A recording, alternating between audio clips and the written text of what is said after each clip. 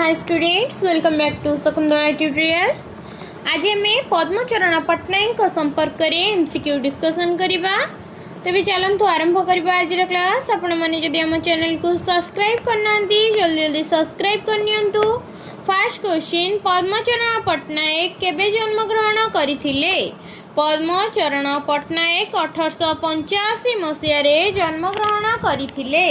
पद्मचरण पट्टनायक केबे मृत्युवरण करथिले? 1956 मसीह पद्मचरण पट्टनायक मृत्युवरण करथिले।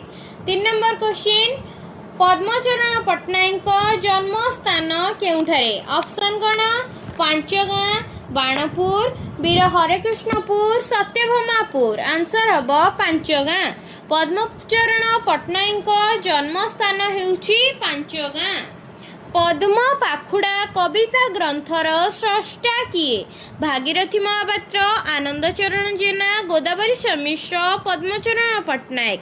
आंसर व पद्मचरण पट्टनायक। पद्म पाखुड़ा कविता ग्रंथर स्रष्टा पद्मचरण पट्टनायक। 5 नंबर क्वेश्चन, निम्नोक्त मध्यरु केउ कविताटी पद्मचरण पट्टनायकर सृष्टि अटे? धौली पहाड़, यौवन गाथा, आर्य धर्म, जीवन संगीत। आंसर हम धौली पहाड़। धौली पहाड़ पद्मचरण पट्टनायकर सृष्टि अटे। 6 नंबर, पद्म पाखुड़ा कविता ग्रंथटी केते ख्रीष्टाब्द रे प्रकाशित? 1920, 1928, 1924, 1930। आंसर हम 1928। पद्म पाखुड़ा कविता ग्रंथटी 1928 ख्रीष्टाब्द रे प्रकाशित। 7 नंबर, धौली पहाड़ कविताटी केबे प्रकाशित होइथिला? 1924, 1929, 1920, 1922। आंसर हम 1920। धौली पहाड़ कविता ग्रंथटी 1920 रे प्रकाशित होइथिला। 8 नंबर, खोर्धा प्रथम दर्शने कविताटी रचयिता किए? गोदावरी मिश्र, कृपासिंधु मिश्र, मधुसूदन राव, पद्मचरण पट्टनायक। आंसर हम पद्मचरण पट्टनायक। खोर्धा प्रथम दर्शने कविताटीर रचयिता पद्मचरण पट्टनायक। 9 नंबर, केते ख्रीष्टाब्द रे खोर्धा प्रथम दर्शने कविताटी प्रकाशित होइथिला? 1924, 1920, 1921, 1923। आंसर हम 1924। 1924 ख्रीष्टाब्द रे खोर्धा प्रथम दर्शने कविताटी प्रकाशित होइथिला। 11 नंबर, शेष कथा कवितार स्रष्टा किए? गोपबंधु दास, पद्मचरण पट्टनायक, नीलकंठ दास, गोदावरी मिश्र। आंसर हम पद्मचरण पट्टनायक। शेष कथा कवितार स्रष्टा हेले पद्मचरण पट्टनायक। 12 नंबर क्वेश्चन, शेष कथा कविताटीर रचना समय केते? 1929, 1924, 1927, 1925। आंसर हम 1929। शेष कथा कविताटीर रचना समय 1929। निम्नोक्त मध्यरु केउंटी पद्मचरण पट्टनायक रचित कविता अटे? शांतिधारा, लोहित गोलाप, कोणार्क, प्रभात कुसुम। आंसर हम लोहित गोलाप।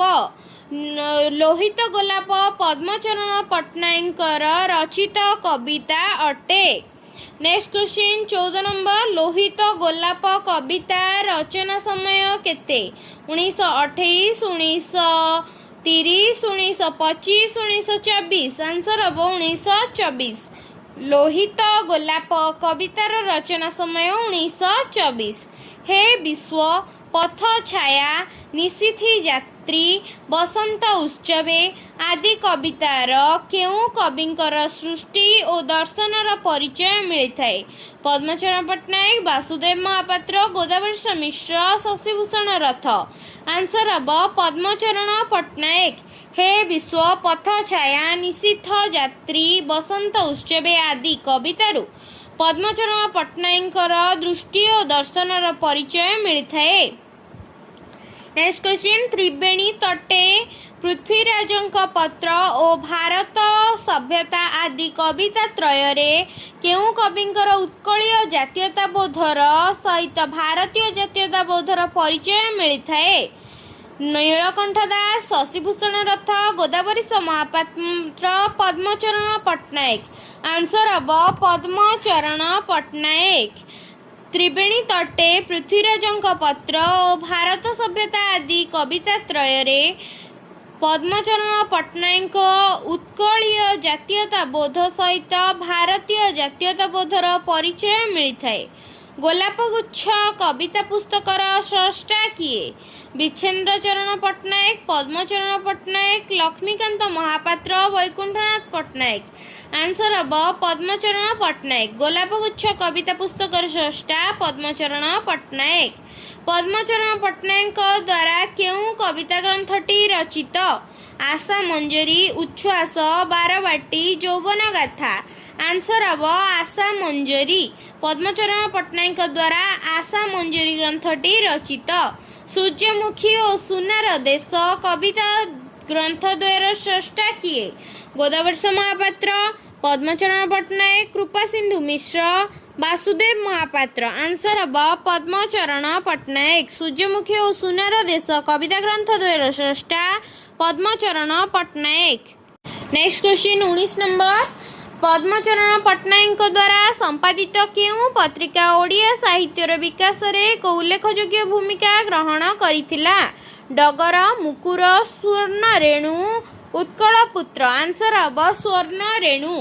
पद्मचरण पट्टनायक द्वारा संपादित स्वर्णरेणु पत्रिका ओडिया साहित्यर विकास रे एक उल्लेखयोग्य भूमिका ग्रहण करिथिला। Next question. केउं कवि सत्यवादी काव्य चेतनार एक विशिष्ट साधक? गंगाधर मेहेर, पद्मचरण पट्टनायक, अनंतशंकर राय, अनंत पट्टनायक। आंसर हम पद्मचरण पट्टनायक। पद्मचरण पट्टनायक सत्यवादी काव्य चेतनार एक विशिष्ट साधक अटंती। 21 नंबर। आस वैशाख रुद्र देवता मन मंदिर आजी, चंड किरणे पोड़ी दियो मोर चपल चिंताराजी। वैशाख कवितारू आसीछि। एହାର स्रष्टा किए? पद्मचरण पट्टनायक, अनंत पट्टनायक, वैकुंठनाथ पट्टनायक, मनमोहन मिश्र। आंसर हम पद्मचरण पट्टनायक। आस वैशाख रुद्र देवता मन मंदिर आजी, चंड किरणे पोड़ी दियो मोर चपल चिंताराजी। वैशाख कवितारू आसीछि पद्मचरण पट्टनायक कविता ग्रंथरू।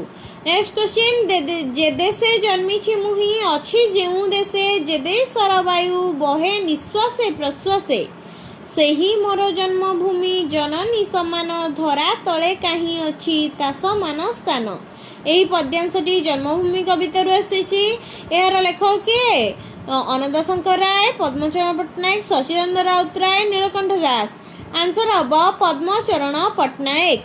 जे देशे जन्मिछि मुहि अछि जेउ देशे, जे देशर वायु बहे निश्वासे प्रश्वासे, सेही मोर जन्मभूमि जननी समान, धरा तले काहीं अछि ता समान स्थान।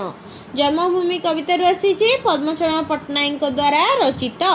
धौली पहाड़ और खोर्धा प्रथम निदर्शन कविता द्वय केउं पुस्तकरे स्थानित? गोलापगुच्छ, सूर्यमुखी, पद्म पाखुड़ा, सुनार देश। आंसर हम पद्म पाखुड़ा। धौली पहाड़ और खोर्धा प्रथम दर्शने कविता द्वय पद्म पाखुड़ा पुस्तकरे स्थानित होईछि। Next question. कि भूमि रे आजी देली मोर पाद, किकली किकली केड़े अपराध से, जे से भूमि नुहे एही क्षुद्र स्थान, केड़े सुदिनर गौरव श्मशान। এই কবিতাংশটি পদ্মচরণ পଟ୍ଟନାୟକ କେଉଁ କବିତାରୁ ଆସିଛି? ଧଉଳି ପାହାଡ଼, ଲୋହିତ ଗୋଲାପ, ତ୍ରିବେଣୀ ତଟେ, ଖୋରଧା ପ୍ରଥମ ଦର୍ଶନେ। ଆନ୍ସର ହେବ ଖୋରଧା ପ୍ରଥମ ଦର୍ଶନେ। କି ଭୂମିରେ ଆଜି ଦେଲି ମୋର ପାଦ, କିକଲି କିକଲି କେଡ଼େ ଅପରାଧ, ଯେ ସେ ଭୂମି ନୁହେଁ ଏହି କ୍ଷୁଦ୍ର ସ୍ଥାନେ, କେଡ଼େ ସୁଦିନରେ ଗୌରବ ଶ୍ମଶାନେ। ଏହି କବିତାଂଶଟି ପଦ୍ମଚରଣ ପଟ୍ଟନାୟକଙ୍କର ଖୋରଧା ପ୍ରଥମ ଦର୍ଶନେରୁ ଆସିଅଛି। आज आम आलोचना कले पद्मचरण पट्टनायकर 25टी मुख्य मुख्य एमसीक्यू गुड़िक जहाँकि एसएसपी, पीजी, पीएचडी इत्यादि एग्जाम मानकरे आसीपारे। जदि वीडियोटी भल लगी थाए लाइक शेयर सब्सक्राइब करेंगे। नेक्स्ट क्लास गोदावरी मिश्र संपर्क आलोचना करवा।